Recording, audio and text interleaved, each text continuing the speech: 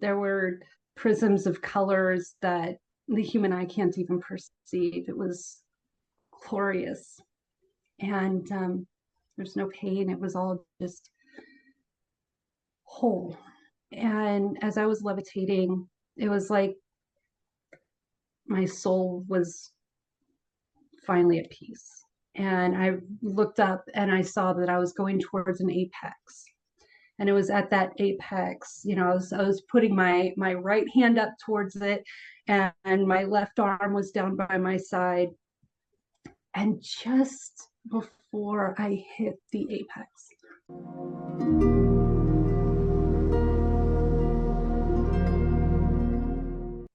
today, I'd like to welcome Kathryn Annis to the show. Kathryn, welcome. I'm so honored and I'm so excited to have you here so that we can talk about your near-death experience and all the things that came after that. How is 2024 treating you so far? oh goodness, it's been a roller coaster. It's been a whirlwind. However, not everything has been negative. So there's been some breakthroughs. So keeping it positive. Awesome. That seems to be the theme. And we're 4 months in. I just realized that it feels like 2024 just started. So, but enough about that. Let's move on to what we really want to talk about today, which is your near-death experience. So before we go there, I'm curious if you could paint a little picture about what your life was like, who you were prior to your near-death experience. Right. So my near-death experience happened when I was 17. Okay. So before that, basically it was a tumultuous household. I grew up as a Lutheran, Missouri Synod. I like to kind of joke around every now and then saying it's basically Catholic light, right? We've got all the sonnets and everything like that, but just none of the pomp and circumstance. So Catholicism and Missouri Synod Lutheran, very intertwined. My mother's blind. My father was a bus driver. That's how they met. And it was like not a great, let's say, upbringing. How do I put this? The family itself, especially on her side, multi-generational abusive. I noticed the pattern when I was watching my aunt take care of my grandmother during her last days. And so things really kind of started to fall into place when I started picking up those patterns. It was when I was 8 years old. I was telling, I guess, a teacher about what's going on at home. And of course, when you're young, you think that's normal. You wouldn't think that what's going on would be abusive. But apparently that was alarming enough to have the school reach out and have a discussion with my mother over the phone. And I remember listening to it, and she was basically screaming at them, how dare they accuse her of, XYZ. At that point, it was physical and emotional, mental abuse. And when she slammed down the phone, she screamed for me, and I was maybe 15 feet away in the hallway, shaking, and she basically told me if I ever lied to anybody like that again, they would probably have myself and my younger sister removed from the home, and it would be my fault that I broke up the family. Because they're looking for any reason to take the children away from a blind mother. And that wasn't the case at all. I was going to school with bruises. So at 8 years old, I had my voice stolen. And then at 16, I tried to, let's say, depart this reality. And she used that as a very, let's say, advantageous way for her to regain some control, because obviously I was rebelling. And instead of the doctors listening to me, saying this is what's really going on in the home, I need help, I remember being in the doctor's office, and she said, I've been reading up on mental illness. I know she has bipolar. You have to put her on these pills specifically today. I'm not leaving without it. And at 16, and for the next 21 years, my mind was stolen. So that's basically the home that I grew up in. I was the scapegoat, the black sheep. I was the one that dared speak out. And she couldn't have that. My sister, of course, 5 years younger, the golden child, she got whatever she wanted. And so it was just very difficult. Yeah. But up to the NDE. Before we go there, I just want to say thank you for being so vulnerable. And I just appreciate your authenticity, because I know in my situation, which was very similar but a little different because my mother wasn't blind, but when I got sober at the age of 34 and I started an inventory, I was writing all these things about my mother. And my sponsor looked at me and she said, "You know, that's abuse, right?" And I had no idea. And as I've sponsored other people, I just know that so many people have experienced something along the lines. Not to take away from your experience, but Right. to thank you for sharing it, because if even one person cannot feel alone in something that they've experienced that is that traumatizing, then we're doing our job with this conversation. So I completely agree with you. Yeah, thank you. And in fact, to add to that, I went no contact a few years ago and relocated 800 miles away from everything and everyone I've ever known, and it saved my life. And honestly, I absolutely support that kind of, last chance effort. When someone realizes that even throughout adulthood in their 30s, it just doesn't stop, it just turns into something else.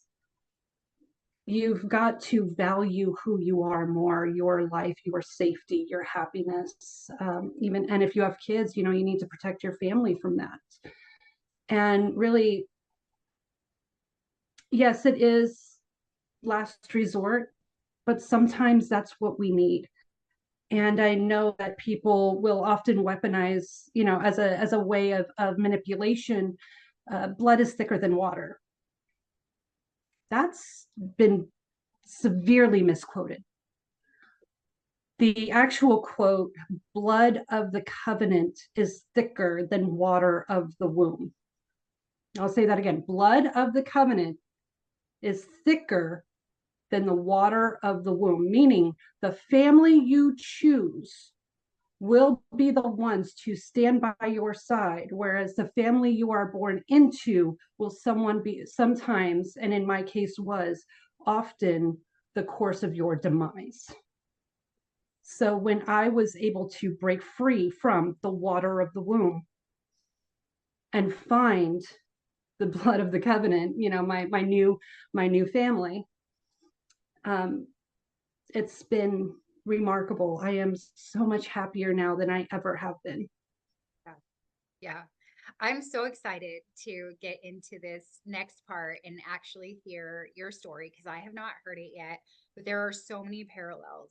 When I was 24, just out of nowhere, I decided that I was going to move from San Francisco to Phoenix. It's 748 miles away from my family. And my recovery didn't start until I was 28, and then I got sober at 34. But had I not broken away from the patterns and the dynamics that created, or well, we won't say it created, we'll say it contributed to my addictions, I don't think I would have lived that. And that is the truth. So I am going to be done talking for a little bit because I'm really excited to hear your NDE, which happened when you were 17, and then get into that part of your story. Yeah, so it was a balmy night, rather warm. It wasn't unlike most nights, really. I lived in once upon a time, a small farm town, Oakley, California, so in San Francisco Bay Area. And I remember my window was open and I could hear, the cows and the horses in the fields, and once in a while a train going by. And it's just one of those, quintessential small town moments of enjoyment that I was able to get every now and then. And so whether it was the severe sleep apnea I found out that I had in my 30s, or it was the overabundance of psychiatric medication I never needed, or a combination of both, I don't exactly know for sure. I do, however, remember finally winning the battle against insomnia and falling asleep. And I was dreaming of something, but it abruptly ended. And I remember this just beautiful, very bright white light beam down on me. And I started to levitate. Now, the feelings I had was of love and peace and acceptance, and just, it felt like a home. I knew, but I didn't in this, in this life. And it was remarkable. It was amazing. There's no words for me to really put into it. There were prisms of colors that the human eye can't even perceive. It was glorious. And there's no pain. It was all just whole. And as I was levitating, it was like my soul was finally at peace. And I looked up and I saw that I was going towards an apex. And it was at that apex, I was putting my right hand up towards it, and my left arm was down by my side. And just before I hit the apex, my brother, who had passed about 7 years before, he told me, "It's not your time. You need to go back." And no, this isn't, no, I'm not going, no. And I felt this force just kind of push me backward very abruptly. And there's this poster. It's a show I've never seen, but it's called The Expanse. I've seen it, I've seen the posters and all that off and on. But, on the poster where the person's falling backwards, and that's basically what it was. I was falling backwards back into my body. And when I woke up, I was gasping for breath. Like I hadn't been breathing for a while. My heart was racing out of its chest. My joints felt stiff. My muscles were just not really wanting to move that well. My mind was racing. The cool air kind of stung my lungs a little bit when I was first starting to breathe in. I was practically hyperventilating. And I was thinking, what the hell was that? And it just started going back, like, what was that? Oh my God, I died. No, I couldn't. Yeah, no. I was no. you're fighting with yourself, right? Because your self here doesn't want to believe it, but you know what just happened. And I remember just breaking down because I didn't feel that love anymore. I didn't feel that peace. I didn't feel like I was at home. I was almost distraught. I didn't want to be back. And I didn't know why I was sent back. There was nothing there for me. And when I was finally able to get control over myself, I got up, went in to see my mom, and I told her, woke her up, mind you, it's like 2, 3 in the morning. I said, Mom, I just died. I heard brother, send me back. I don't know what's going on. And, it's very, very quintessential of how I was treated. She basically rolled over, kind of looked at me and with this really just annoyed, frustrated face and tone, and told me, go back to bed. It was just a dream. I have to wake up in the morning for class, and you're disturbing my sleep. I cannot be tired when I'm in class. This is ridiculous. It's just basically completely dismissive, gaslighting by telling me her version of what I went through that she wasn't, even a part of. And it was just, what am I supposed to do? I went back to bed. And I tried to tell a few other people, but it was just either basically the same assumption, or I'd be placated. Oh, that's great. Hey, did you hear about so and so? Okay. So I learned to shut up. And, I also learned that, at least in my life, I wasn't allowed to have emotions.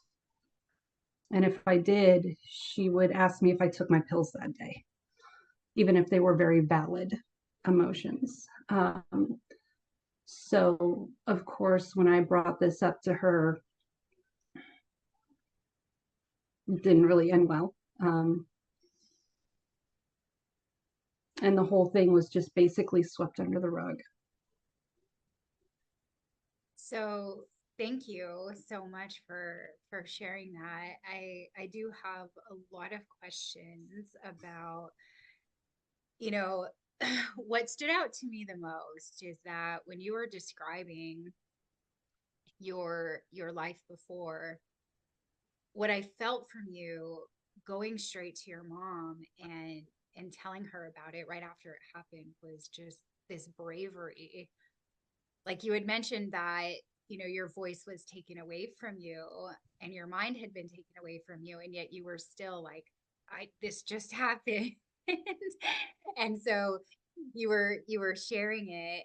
And so I just wanted to reflect that, because that just popped out as something meaningful to me. Thank And you. What child doesn't want to have love and acceptance from their parent?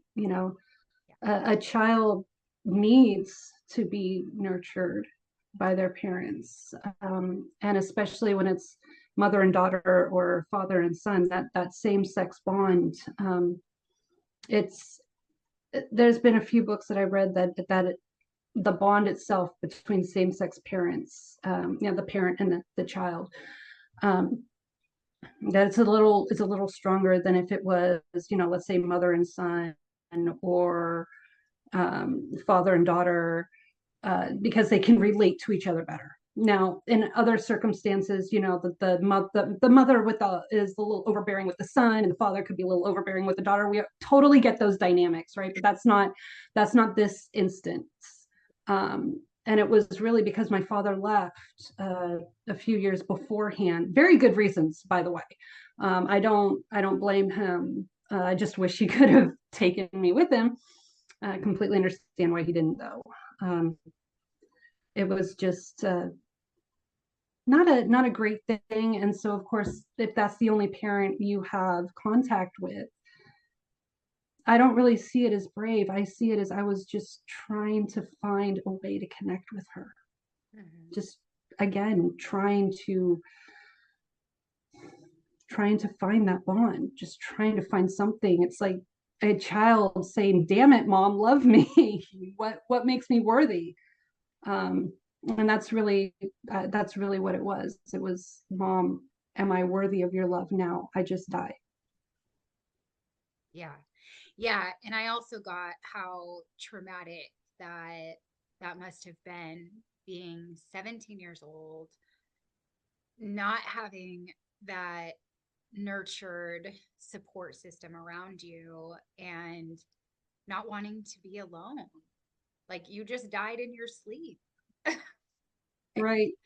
I mean, when I was a kid, if I woke up and had a stomach bug, I would run straight to my parents or scream for them, and here Mm-hmm. you died. So, um, yeah, I can imagine that there was some trauma there as well. And so that is what I'm curious about next, is like being 17, having this, what I get from NDEs is that you die. So there's this trauma in the world. It's a traumatic situation. But then there's also this experience that a lot of people can't actually put words to, because it's just so nothing like what we experience in this reality.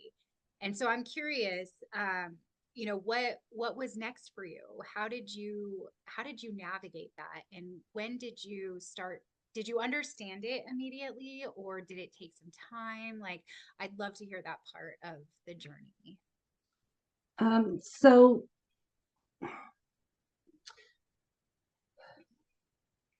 the understanding didn't really come. Um, I was just so overwhelmingly medicated that I was numb for half my life, to the point where even I was on permanent disability through the Social Security Administration. And processing much of anything was almost impossible. It really wasn't until I had my own breakthrough. Gosh, when was this? About 2020, at the end of 2020. And I just had this breakdown. Lost another job, and what am I supposed to do with my life? Here I am, 30, I'm going to say 38. I've done nothing. I'm no one. I can't even think straight. Like, what am I, this can't be my life. And it sounds, to some people, it sounds odd. Some people understand, but I've known since I was very little, just this feeling, like this knowing that I am meant for something so much greater. And yet here I am wrestling, just trying to be able to think straight, just trying to be able to process basic emotions, just trying to be able to get the strength to get myself out of bed sometimes. And it's when it got to that point where I was done. It took 21 years for me to get to that point, to where I was done. I was done fighting. How do you fight your own brain on pharmaceuticals? How do you fight against big pharma? How do you fight against doctors that don't listen because they see you as a diagnosis and not as a person? Once you get that initial diagnosis, you're basically screwed. And that's what happened.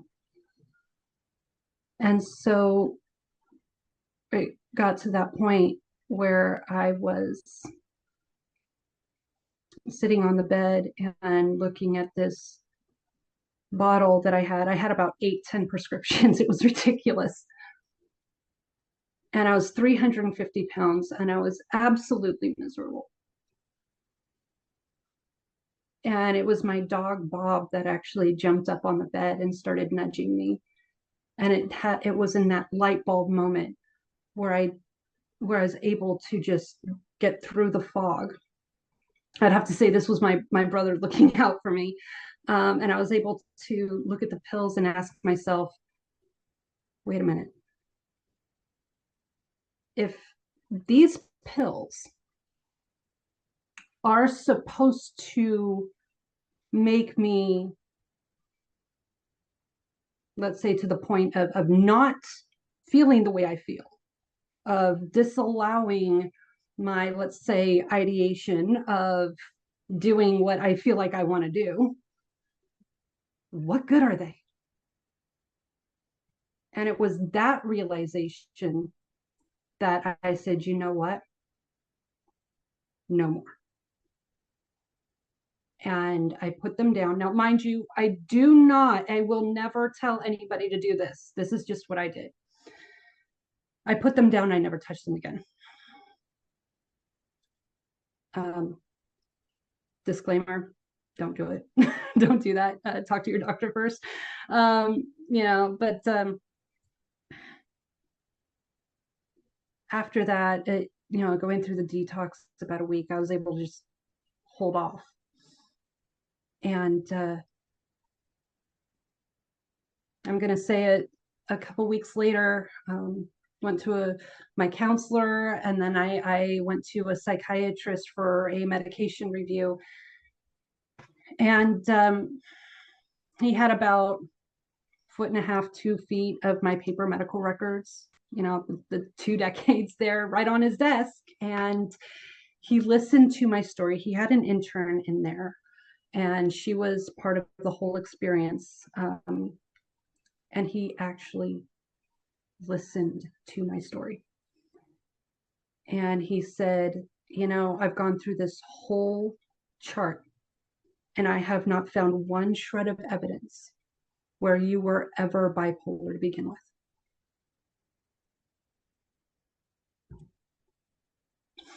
Yeah. So he agreed to keep me off of the medication. And I got to say, Dr. Littman, you saved my life. Thank you. You were the only one in 21 years that listened. And I really hope that that intern at your desk, that she will go forward and understand the power of listening. Yeah. Wow. That's really powerful. It is powerful too. I mean, I teach authentic communication, and the basis of that is to create a shared understanding, because I believe that all anyone ever wants is to be seen, heard, understood, accepted, and therefore loved. So, wow, that's really powerful. So I'm curious, what was that like for you, coming off the meds, learning that you actually don't have, and I want to be very sensitive when I say this, because I don't believe that having a mental illness is having something wrong with us. But right. From my background, I know that I thought there was something wrong with me. Being an addict, having depression, all of those things. And so I'm curious, what was that experience like for you, hearing that and coming off your meds? And how did your NDE, or did your NDE contribute to that process? So the NDE really, I guess you could say, solidified the connection that I had with my brother that had passed. I had felt him throughout, these years. I'd say the stigma is probably the worst. You tell people or you inform them, of what's going on, and that you're still have, these great skills, these great abilities. But all they hear is their own bias. All they hear is, there's something wrong with me. All they hear is, oh, she's not normal. So that's something that people still battle, and I think it will continue to. Thing is that there's more and more people that are, now becoming depressed or anxiety or, anything like that. And it's finally coming to the forefront. It's finally being recognized that there's probably more people out there undiagnosed, with depression or anxiety, just because of the way the world is right now, than there is with those that aren't. And it all has a part to play. I notice I have a 19-year-old son, a 14-year-old daughter, and a 9-year-old son. And what I notice, so we're similar in age, and what I notice is that, our generation, it wasn't okay to see a therapist. Like if you were seeing a therapist, that was like a really bad thing, let alone be diagnosed with an actual mental health disorder. Right. And mental health is such a huge topic right now with people our age and younger, but these younger kids, these younger generations, they're really normalizing it.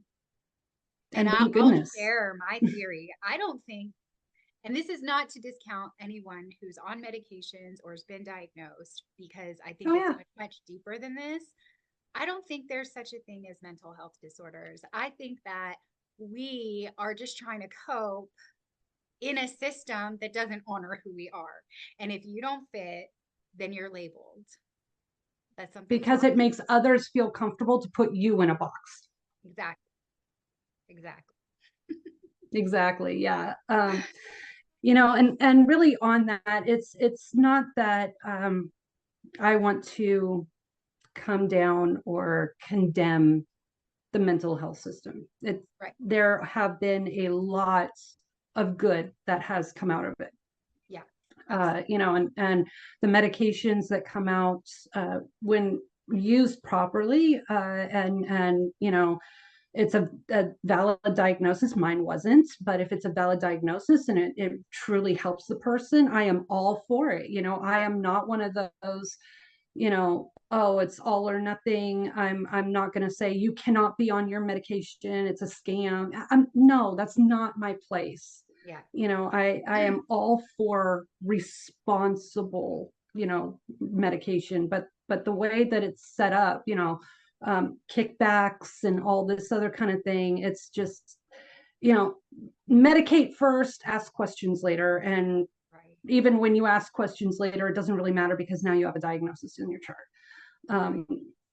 So really what I've been doing these past, let's say 3-4 years now, is trying to heal from all of that.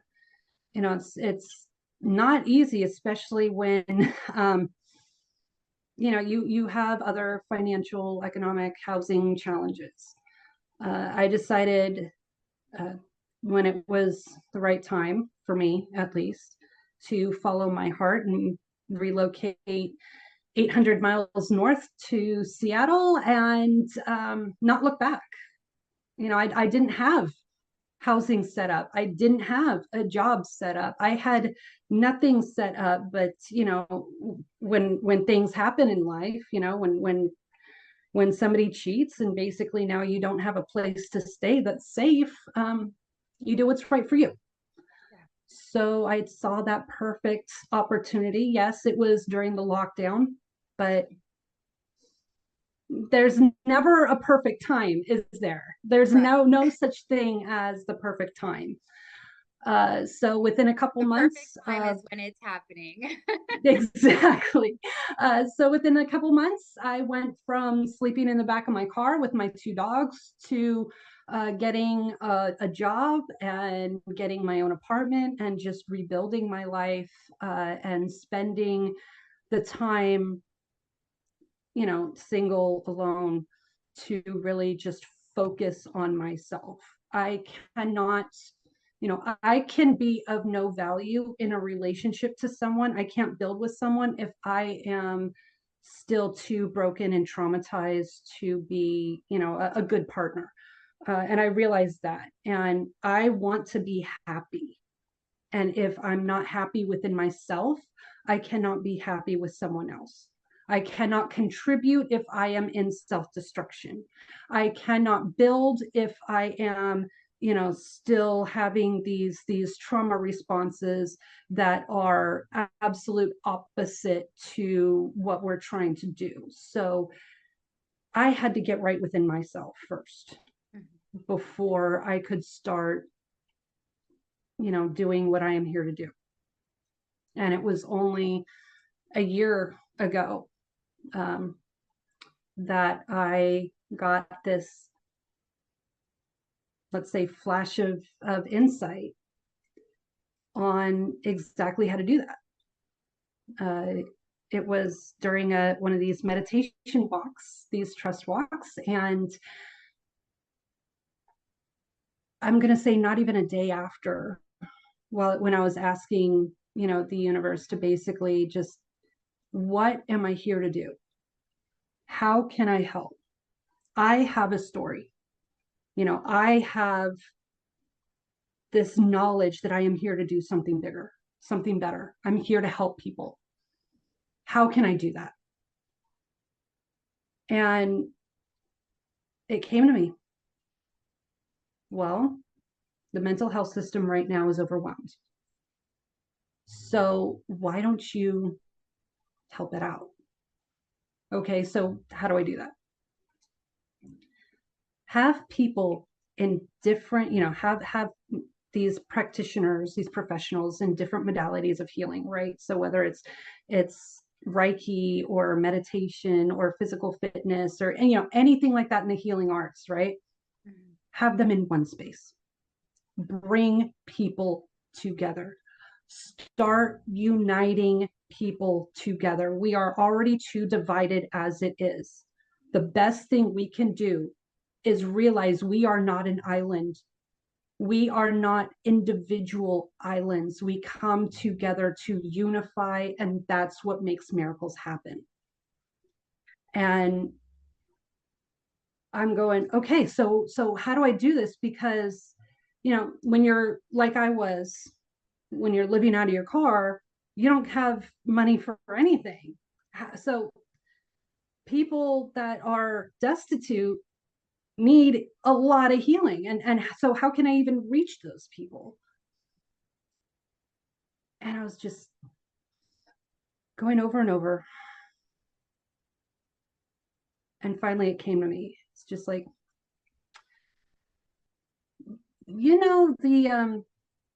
the beauty salons, right? So we have somebody that comes into our facility. I still work full time, so I help run an assisted living facility. So we have somebody come in. We have a nail tech, and then we have somebody that does hair about twice a week, and they have their own little salon. We charge them, let's say a certain percentage per week for the rent. And then they do their work and, all of that. Why don't I repurpose that? Why can't I just take one model that already works and repurpose it for my needs? I don't need to reinvent the wheel. I just need to take something that's already been proven and repurpose it. So the magic really happens, and the outreach really happens, is when I'm able to open my physical location. I will have all these practitioners in one area, in one location, ready to serve everyone. And market rate for a chair is about 20% net. I'm going to just do it in weeks, so that way we're able to help more people. So 20% per week. I raise it to 30%, but here's the beauty of it, is that the practitioners, the professionals, will receive 1.5% off of their rent for every sliding scale client that they see, and 3% off of their rent for every pro bono client that they see, to a basement of 18%, which is just below market rate. So really, they come into one space, they unify, they are, incentivized to get out there in the world, provide the services to those that need it the most and yet can't afford it, and really just help uplift the community. And by proxy, it'll start spreading. And I'm going, this can work. And I already have service providers that have signed on, that are ready to go, and I'm so thankful for all of these beautiful YouTubers that I've been on their podcasts. And I've had quite a few more people reach out wanting to be a part of TDI. And it's been miraculous almost, because now all of a sudden there's people from other states that want to be involved. And I'm saying, I'm not going to say no. So now I'm putting together a national network of people who believe that body, mind, and soul integration is really the way that we go forward, and to really just kind of heal from the trauma and really get our lives back. And it's been beautiful. And I just got an email from someone this morning from another country saying, I saw you on this podcast, and I'm already an art therapist, and I do this and that. Can we have a discussion? Heck yes, we can have a discussion. Yes. Yes, we can. Yeah. Oh, the whole story now just comes full circle. And I just want to say that, emotionally, I was into your story from your childhood and to now, and the difference in the range of the textures of the feelings are just so amazing. And what I love about this is I've heard and I've shared with my clients many times that there's times in our lives where we feel so victimized by our trauma, or so debilitated, like we can't function, or yeah, just victimized, I guess, in general. But also our traumas can actually show us what our purpose is. And so here I'm just, seeing it in your story play out in, full form of having this misdiagnosis or gaslit, whatever you want to call it. It is what it is. Yeah. Yeah, I'm like, I don't even know the word, because you weren't actually that. And having that stigma, having that be a part of your identity, really, for your whole False life, identity. until, just a short time ago, you were heard and you were seen. And instead of, going down a dark hole and being that forever, or being upset, you're really, you've listened to your guidance, and now you're bringing it back so that there can be a difference in the world. And I just want to say, for anyone who feels that their traumas are too heavy, or that you got the short end of the stick, like, there's so much compassion I have, because I've got a lot of trauma too. But our traumas can be our greatest gift, and they can show us our purpose, and we can use it to help others and give back. So thank you so much for that. Thank you. And the great thing is that I now have this brainchild. It's this program I'm putting together. I've had people reach out saying, I don't know what I'm supposed to do, but I know I'm supposed to be, some sort of healer. Uh, is there any way, you can take me through something or whatnot? And it's like, I am unable to yet, and I am now putting something together. It's called Pathway to Practitionership. Mhm. And right now, I am seeking those who are already certified in healing modalities. So whether it's Reiki, sound healing, art therapy, anything like that, that you can actually teach classes, teach certification classes through TDI. You can create more healers out there in the world. And once you go through that certification process, you have a place here at the Institute to start practicing. So that's something I'm putting together because we all need to support each other. We all need to really come together and collaborate. We all have a story. We all have a voice. And if I have to be the voice of so many who feel voiceless, then so be it. I will. But this is why I was sent back. This is why I'm here. This is why, this is why my voice was stolen at 8. And now that I found it, I'm not being quiet. Yeah. And what I notice is you already do. Like I can hear your voice and you have that empathy for others because you've been there.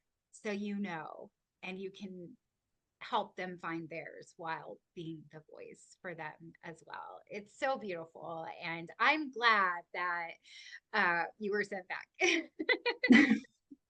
Me too. I'll tell you, I for over, let's say, for the 20 years after that, I woke up every day either downright depressed or pissed off that I woke up. I'm gonna be, and now it's absolutely the opposite. Yeah. I have this purpose and this calling. It's not really a mission, anything like that. It is a calling. This is what I am here to do. And with that, it's this knowing that this will succeed. I have no plan B. I have no out. I have none of that. I'm not giving myself that. I'm not allowing that. This will succeed.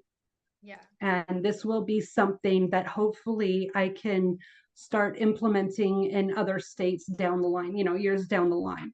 But this coming back to ourselves, really saying, the human experience is 3 pillars: mind, body, and soul. We cannot expect to just treat one and have the rest fall through. We can't do that.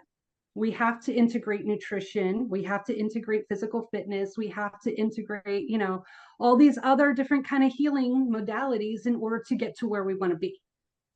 And the fact that right now everything is basically segregated, uh, in my own humble view, is a contributing factor to how we got here.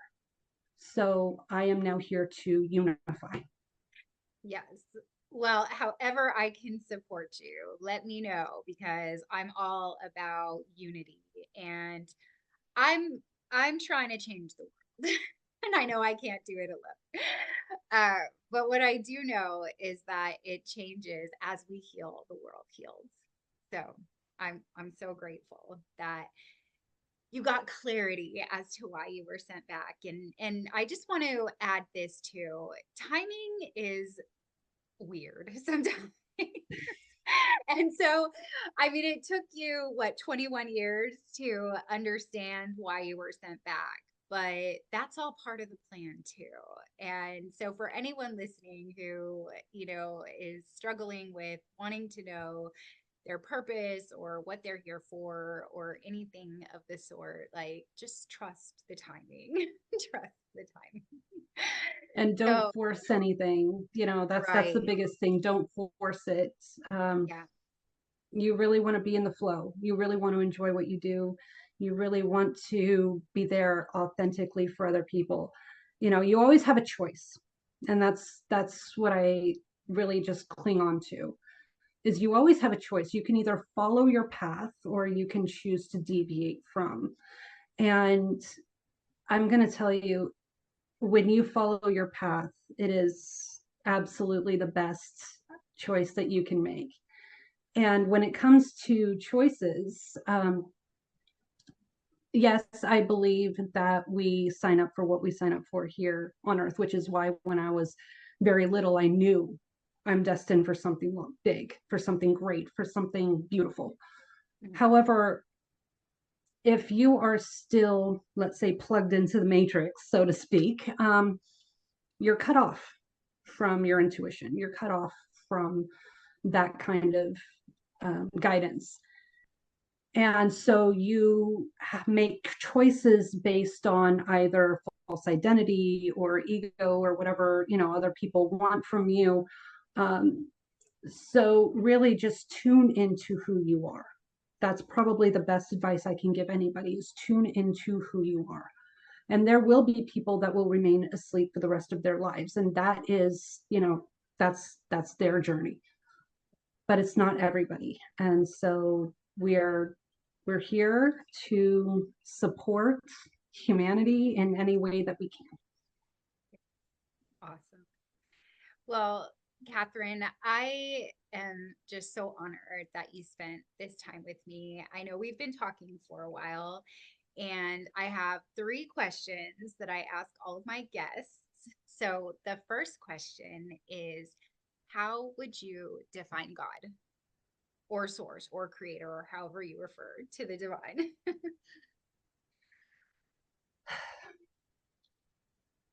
Energy.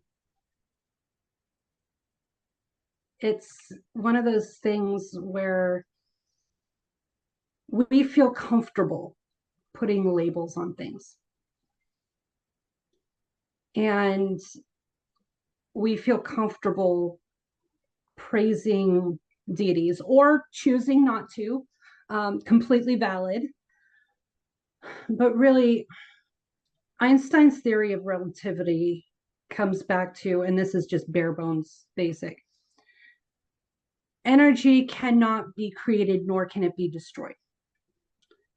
So my best example of that is when you go to get an EKG, right, an electrocardiogram, they are measuring what? The electricity in your heart. Electricity is energy. When you go to get, let's say, an electroencephalogram, ECG, they're measuring what? Electricity in your brain. Brain, or the electricity is energy. So if your body has energy, when you pass, when your physical body is no longer operational, let's say, where does that electricity go? Where does that energy go? If it cannot be created nor destroyed, where does it go? We are all energy. We are all infinite. And when we get to that place where we can understand that, I think it'll be a better place to be. So that's my understanding, is that we are all energy. We are all a part of the one. Thank you. The next question is, what would you say is the purpose of life? The scientific method, I guess. Mess around and find out. We're all here for our own purposes, to learn, to evolve, to expand, to ascend. We all have, this path that we follow. Again, whether you choose to awaken to it or not, circumstances, that could be what you've chosen to. You could have chosen to stay asleep for the rest of your life, and that's okay. That's your path. Like myself, I guess I've chosen to awaken to what I'm supposed to do. So I follow that. And that's okay. Either one. I'm not here to tell you what to do. I'm not here to, basically preach to you. I'm just telling you what I believe. Thank you. And the final question is, if you could take one piece of wisdom that you have now and offer it to a younger version of yourself, what would that one piece of wisdom be? There's a quote from a movie. It's from Alan Turing. I actually have it in my book. I'm probably going to misquote it right now, so please forgive me. But basically it goes, it's the people who nobody thinks anything of are the ones that do things no one can imagine. It's the quintessential underdog story. And the best thing you can do is allow people to underestimate you. Let them. Just let them. If they want to be in your life and be part of it, let them.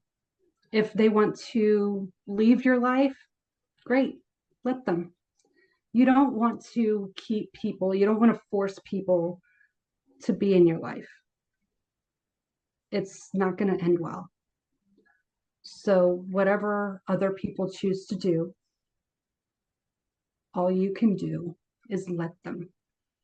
They will show their colors eventually, and that's okay. You're not supposed to be liked by everyone, and you're not supposed to like everyone. So just be who you are, and the right people will find you. And how do people find you if they want to be a part of all these amazing things that you are creating? So if you'd like to reach out for either to become a service provider, a network service provider, or even someone that would like to become a certification provider, create more healers out there in the world, reach out to me, info@dawninginstitute.com. And you can also go to my website, dawninginstitute.com. And right now I'm having it revamped, so it could be just in another week or two that it'll be completely different. But right now we are live. I am accepting, the service providers, and once I'm able to procure an office space, once I'm able to get some grants or angel investors or something that believes in this mission, miracles will start happening. Yes, they will. They will, for sure. And I'll be sure to include all of that information in the description of this show. So if anyone's interested in being involved with what Kathryn is creating, feel free to check the description and click those links. Kathryn, I just want to say that I am so grateful that you found your voice. I'm so happy to have heard your story, and I'm so excited to share it with my audience. And it just feels like a divine blessing that you didn't have your voice, or you felt like you didn't have it, and now you're here speaking about your experiences and creating really amazing in the world. I'm so glad you came back to tell your story. And I'm so happy to hear that you're sharing your heart and your mind and your soul with the world. It's been such a pleasure. Thank you. Thank you so much. I would like to personally thank you for tuning in to this episode. If you haven't already, please be sure to like this episode, subscribe to my channel, and turn on notifications so that you never miss a beat. And if you really resonated with this content, please share it with all of your friends so that collectively we can expand our consciousness. Have a very blessed week.